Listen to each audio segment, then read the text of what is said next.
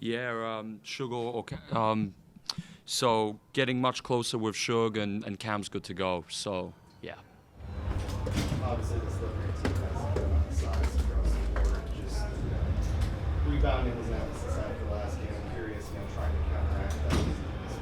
Yeah, we spent a lot of time just defensive rebounding in that practice we had getting ready for today. So looking to see if we can be even more purposeful, I think is the word, when shots going up in terms of the areas of the floor we're getting to and definitely who we're getting hits on and how we're getting those hits.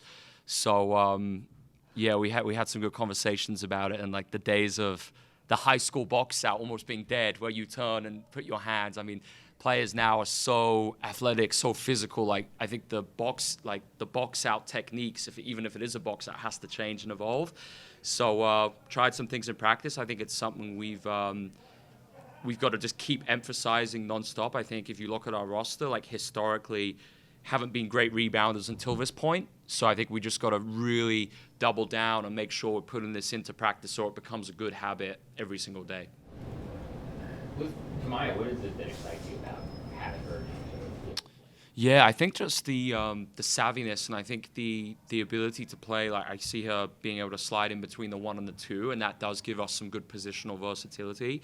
And I think what she's done in Europe, especially like leading national team, what she did last year with her club team, I think that really will resonate with how we play in terms of being able to create advantages in our actions in pick and roll, knowing how to play against more conservative coverages. And I think she uses her size offensively, where it's like coming off a pick and roll, looking for a hostage or a snake.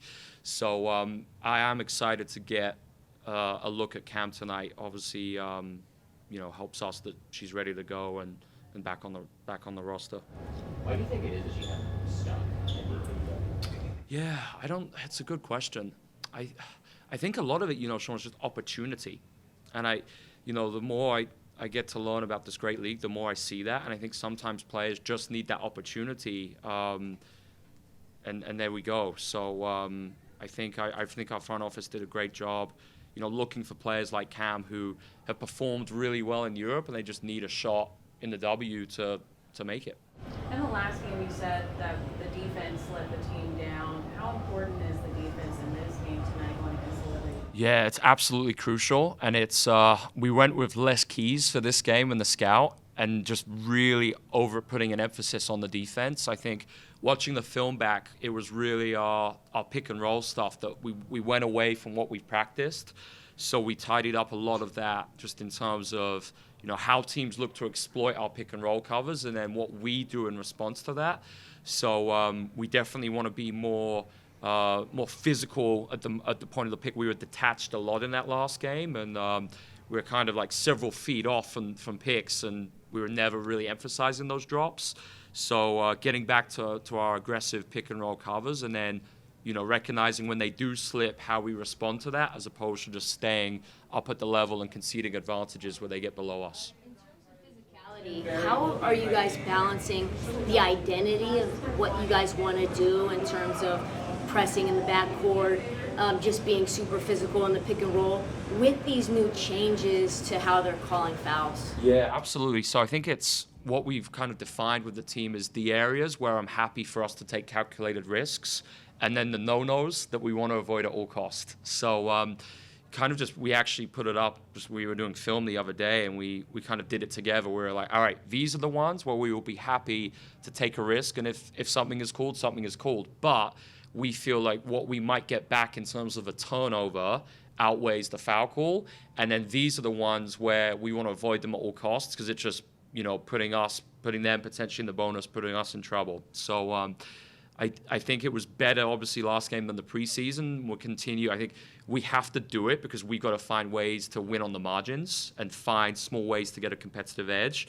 So I'm happy if there's like a tax for doing it for 10, 15 games until we adapt. That's a risk I'm comfortable taking. And in terms of other other leagues, like say the NBA, for example, you see teams like the Oklahoma City Thunder, they play physical at all times, and it almost changes how the referees call things. Is that something that you could see being part of the Fire's identity? Yeah, so that's a really good point. And I actually did a deep dive on OKC, where I watched a lot of possessions, and I think what they figured out is like referee analytics in terms of how you're actually looking at the data behind what refs are calling, what they're not, who's, what refs you have for a particular game. So that's something I'm really interested in exploring. And they figured it out. It's a competitive advantage if you're finding ways on the margins to win.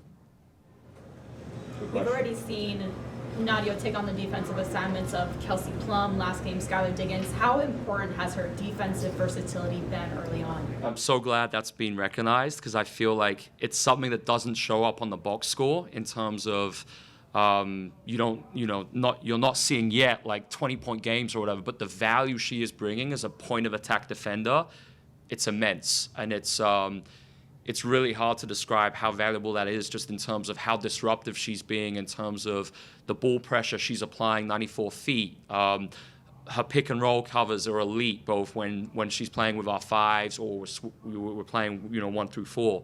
So just the fact she's come in and she's already showing that level of commitment to her defense, I'm so excited to see. And she's shown glimpses, too, on the offense, just in terms of making some great closeout reads, crashing aggressively. So she's doing all the right things, and I'm so excited to see her grow over these next few years. In a recent interview, Emily talked about mental health as something that was important to her and something she's worked through in her career. You're obviously a younger coach. Our generation is more aware of mental health maybe than past generations have been. How much of a discussion is that with players over your time? It's huge. So we've actually got our psychologist, Liz, who I want to shout her out because she's doing an incredible job.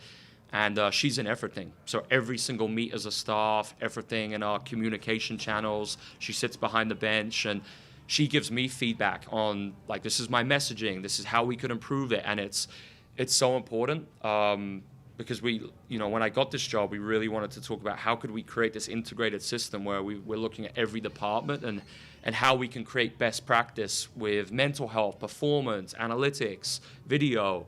So it's so key, and having someone like Liz really helps just in terms of giving us the tools as coaches to keep getting better and always having someone coach us to be better and also be available for the players.